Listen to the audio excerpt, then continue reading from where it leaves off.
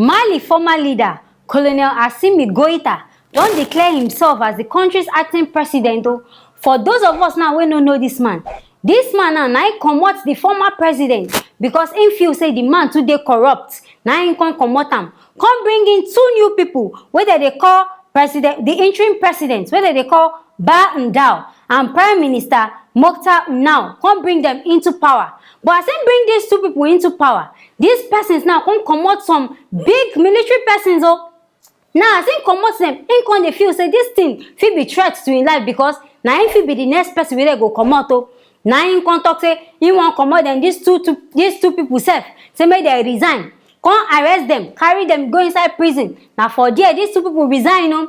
Say he no wan make them work again, saying they feel say they wan sabotage the country.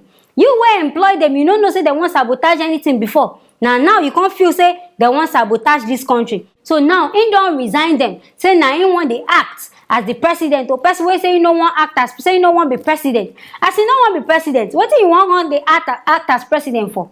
Dey your lane now, they do your military thing, make them vote for person wey they want. Now these people now wey dey for Mali, they sure say they still want this man, abi they just dey follow am because of say this man na military man and he get power. Wetin be the reason sef wey they follow am? And this Colonel Goita don talk say these people dey safe and say their whereabouts they keep am secret because they no wan make people know because of their own safety.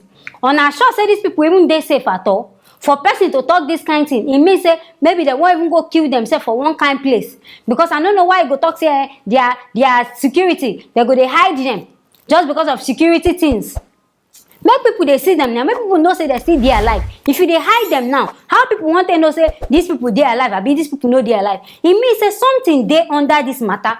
These people don't do you something, be you they fear self say as these people they in position, now you they go come out next. Now anyway you come out them because now fear, if not be fear, I don't see why you just come out this man like that. Then the whereabouts of these persons, I wish they make this Mali people, make they come out say they won't know where this man dey.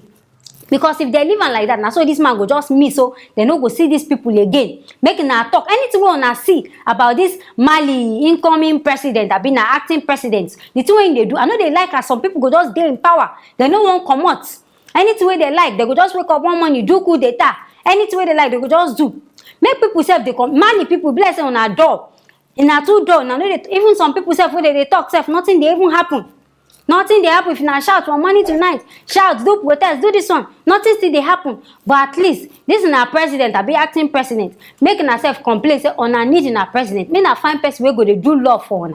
Not be about this interim president, because if another person self enter, where the person no follow in way, you go see come out this person. How many people you want come out? How many people you want come out before you can decide say now this person I want? Making herself comment about this matter where they happen for Mali, and also on herself they hear them and you know they sweet on her, making her talk about this matter and making her not forget to like, share and also subscribe to this channel as we get new story for her. I go see you for our next story.